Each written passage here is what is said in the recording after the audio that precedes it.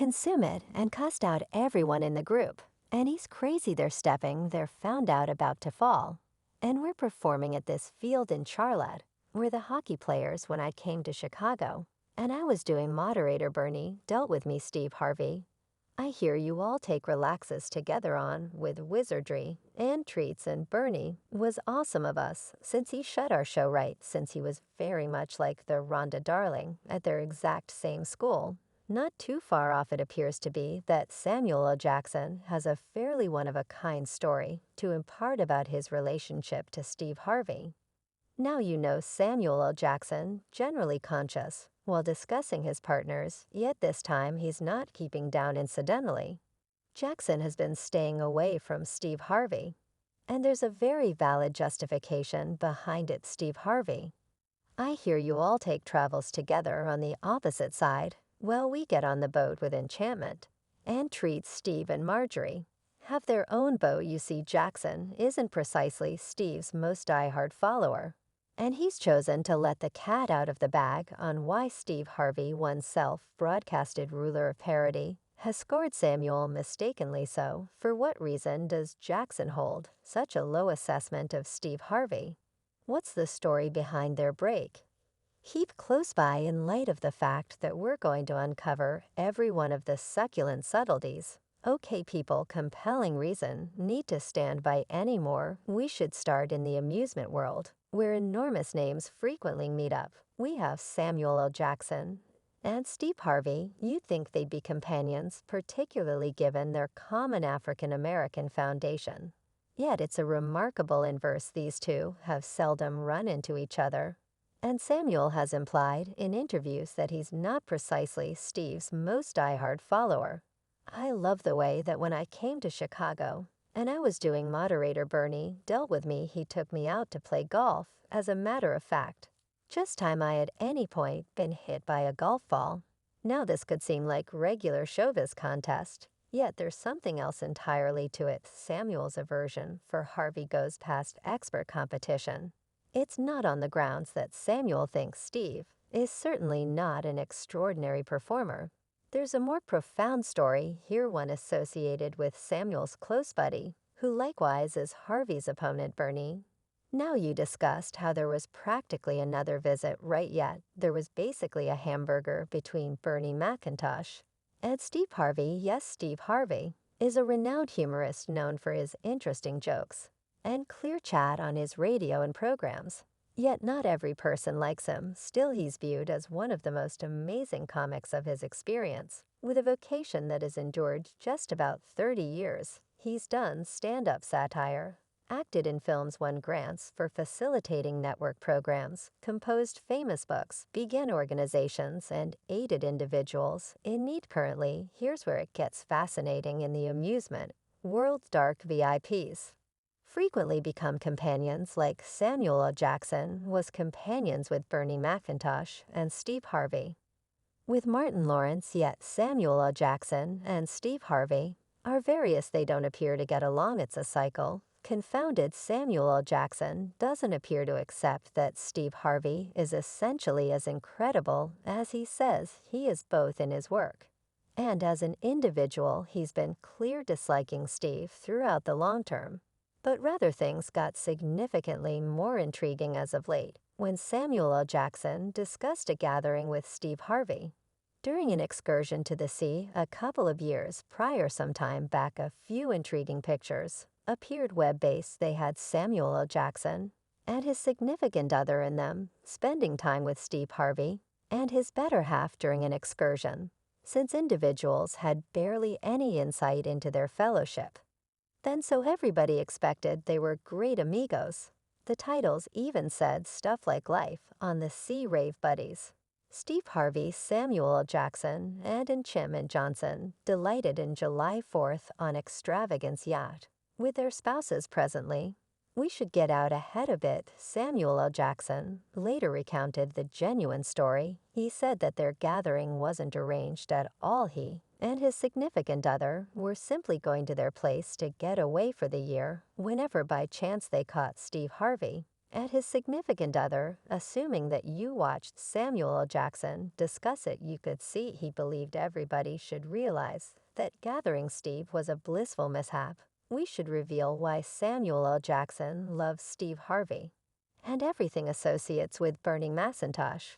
When Steve Harvey and Bernie Macintosh were in a similar parody bunch, there was a major issue. Steve Harvey appeared to be more keen on himself than cooperating as a group, which didn't agree with the others. To comprehend the history, we should return to the mid-2000s in the event that you were near. You could recall a popular parody visit called The First Lords of Satire, yet on the off chance that you could not have the foggiest idea about the full story of Steve Harvey's profession. During this visit, Steve Harvey and three different entertainers, D.L. Hewley, Cedric the performer, and Bernie Macintosh, became satire geniuses. This visit wasn't simply a major currency creator. It likewise tremendously affected present-day parody shows, and was the best visit. Then every one of these jokesters had their own style. Steve Harvey was smooth, however, in some cases a piece extreme on the crowd. Bernie Macintosh's extraordinary style addressed difficult issues close by his parody. It appears Steve Harvey could have felt a piece envious of Bernie Macintosh's remarkable style, which prompted an enduring fight between them. As of late, a musician from the visit let the cat out of the bag about their conflicts, and this news has created very much a ruckus on the web. The bits of gossip about issues between Steve Harvey and Bernie Macintosh during the first Rulers of Satire visit have now been affirmed. Cedric, who is additionally essential for the visit with D.L. Hewley, Steve Harvey, and Bernie Macintosh, has affirmed that the two humorists didn't get along. He said, "Definitely better believe it. I mean, you realize they were the sort of folks that the two of them, extremely confident men, like the two of them, they just saw it diversely. You understand what I'm talking about." Yet, toward the day's end, they had the option to traverse it. Incredibly effective.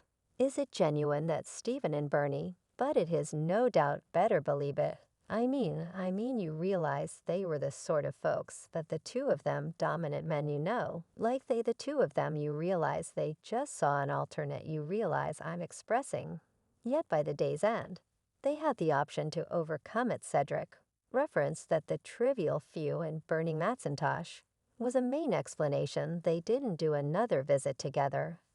However, he likewise said that the traveler advertiser, who has a major head, assumed a part in it as well. So it was a blend of both the fight and the advertiser's inner self that prompted the finish of their joint effort. Yet in a 2003 meeting with GQ magazine, Bernie Macintosh said Steve Harvey was envious of his prosperity and surprisingly attempted to prevent him from getting film jobs. In 2010, Steve Harvey discussed what Bernie Macintosh said in a meeting. He was harmed that Bernie Macintosh, his previous companion, had expressed those things. Steve said, "I was annoyed with first, since it simply wasn't correct. Me and Bernie had a ton of great times together."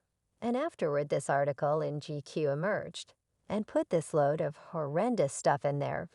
They said he never said it. I needed to trust him at him. Many individuals didn't really accept that Steve Harvey's side of the story and weren't modest about saying so. Some could have done without Steve Harvey much and thought he behaved like he was superior to other dark entertainers, including Bernie and Cedric. Certain individuals even shared stories that made Steve Harvey look terrible.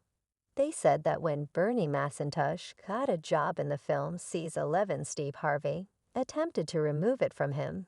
Steve went to individuals in control and said he'd work for less cash. Yet they said no, and Bernie Macintosh got the part. This story caused it to seem like Steve Harvey was truly aggressive. Here's the reason Samuel Jackson could have disliked Steve Harvey. Samuel Jackson and Bernie Macintosh were exceptionally dear companions, not co-stars. They acted together in a film called Soul Men, where they played bandmates on an excursion. This film became significant after Bernie Macintosh died. Even prior to seeing the completed film, Samuel Jackson had discussed Bernie Macintosh's passing.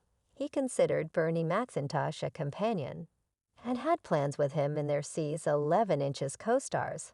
Yet Bernie Macintosh got truly occupied with his television program, The Bernie Macintosh Show, during his ascent to popularity. So they didn't get to hang out. The finish of Soul Men honored Bernie Macintosh and Isaac Hayes, and Samuel Jackson considered doing that terrible Bernie Macintosh enormously influenced individuals, making the film, particularly the Chief Malcolm D. Lee.